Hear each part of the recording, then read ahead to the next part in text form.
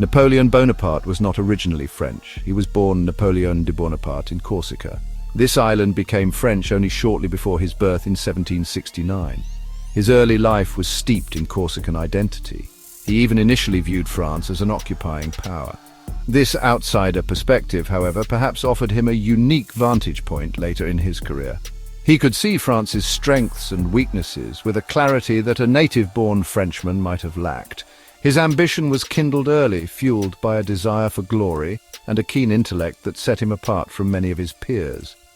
He was a product of a minor noble family, which afforded him opportunities for education, particularly in military matters, which he seized with remarkable determination. Adolf Hitler, similarly, was not born in Germany. He was born in Braunau am Inn, Austria, in 1889. This town is very close to the German border. His early life was marked by a sense of displacement and a yearning for belonging to a greater German entity. He moved to Vienna as a young man, hoping to become an artist, but faced rejection and hardship. This period in Vienna was crucial in shaping his worldview, exposing him to potent nationalist and anti-Semitic currents. Like Napoleon, his beginnings were relatively modest, and he carried with him the perspective of someone who had experienced life on the fringes before attempting to dominate the center. This sense of being an outsider, yet feeling destined to lead the nation he adopted, is a striking parallel. Both men developed an intense nationalism for their adopted countries. Napoleon embraced France with fervent zeal, seeing it as the vehicle for his revolutionary ideals and, ultimately, his imperial designs. He learned to speak French fluently, though he always retained a Corsican accent. His commitment to France became absolute, even as he remade it in his own image. He saw himself as the savior of the French Revolution's positive aspects, bringing order and stability after years of chaos, while also exporting its principles, often by force, across the European continent. His drive was relentless, a constant striving for more power, more territory, more glory for France and for himself. Hitler's devotion to Germany was equally, if not more, fanatical. He viewed Germany as a nation wronged by the Treaty of Versailles and destined for European, if not world, domination. His Austrian origins were downplayed as he cultivated the image of the ultimate German patriot. He spoke with a distinct Austrian accent, yet this did not seem to hinder his appeal to millions of Germans. He promised to restore German pride and power, to overturn the perceived injustices of the past, and to create a new Reich that would last 1,000 years. This powerful, almost messianic appeal resonated deeply in a nation struggling with economic despair and national humiliation, drawing followers to his extremist cause. Napoleon Bonaparte rose to prominence during the French Revolution. This was a period of immense upheaval and uncertainty in France. The old order had been shattered and the nation was searching for strong leadership. The Directory, the government in power, was weak and corrupt. People craved stability after the reign of terror and the constant political infighting. Napoleon, a brilliant young general, offered the promise of order and military success. His victories in Italy made him a national hero. He was seen as a man of action, capable of decisive leadership when others faltered. This backdrop of societal collapse and the desperate need for a savior created the perfect conditions for his ambitious ascent. Adolf Hitler came to power in Germany during a time of profound crisis. The Weimar Republic, established after Germany's defeat in World War I, was plagued by economic hardship and political instability. The Great Depression hit Germany particularly hard, leading to mass unemployment and widespread discontent. Many Germans felt humiliated by the terms of the Treaty of Versailles. Hitler and his Nazi party skillfully exploited these grievances. He promised to restore Germany's greatness, provide jobs, and defy the international order that many Germans felt was unjust. The chaos of the times, the fear of communism, and the yearning for a strong leader paved his path to the chancellorship in 1933. Both men were masterful propagandists and charismatic speakers. Napoleon understood the power of image and carefully cultivated his public persona. His dispatches from the battlefield were crafted to enhance his reputation. He presented himself as a man of the people, yet also as an almost mythical hero. He could inspire his soldiers to incredible feats of bravery and endurance. His pronouncements and decrees were designed to resonate with the French desire for glory and order. He knew how to connect with the emotions of the masses, bypassing traditional political structures to establish a more direct personal bond with the French people, which contributed significantly to his power. Hitler possessed an almost hypnotic ability to sway audiences. His passionate speeches, though often filled with hate and paranoia, captivated millions. He offered simple solutions to complex problems, blaming scapegoats for Germany's woes. The Nazi Party's use of rallies, symbols, and relentless propaganda created an atmosphere of fervor and unquestioning loyalty. He understood the psychology of a crowd and how to manipulate it. Like Napoleon, he projected an image of unwavering strength and conviction, which appealed to many who felt lost and powerless in the turbulent post-war era. This ability to connect on an emotional level was a key component of his terrifyingly effective political strategy. One of the most significant shared ambitions of Napoleon and Hitler was the conquest of Great Britain. Napoleon understood that Britain, with its powerful navy and vast colonial wealth, was his most persistent and formidable enemy. He assembled a massive invasion flotilla, the Grande Armée, along the Channel coast. He planned to cross the English Channel and bring Britain to its knees.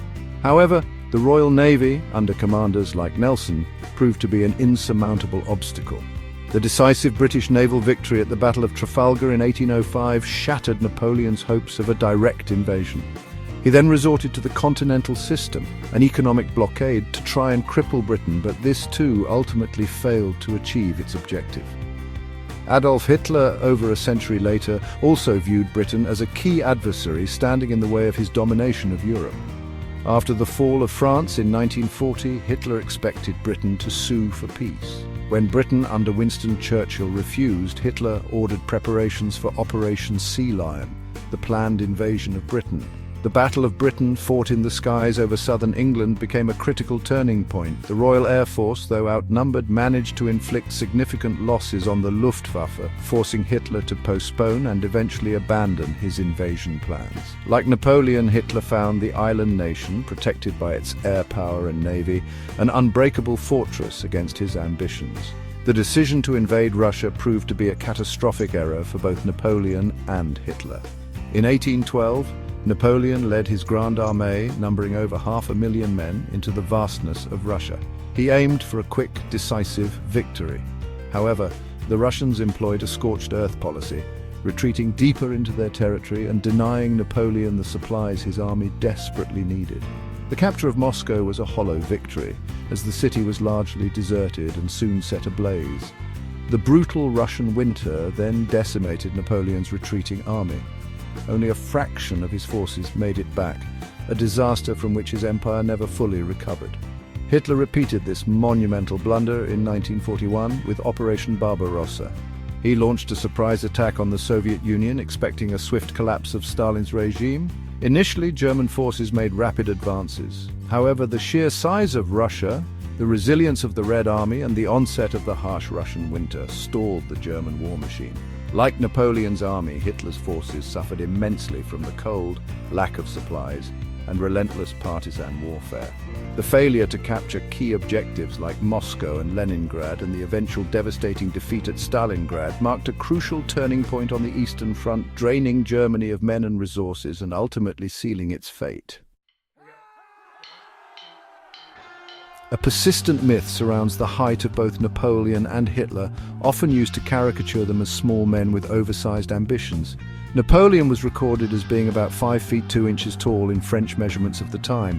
However, the French inch was longer than the British inch.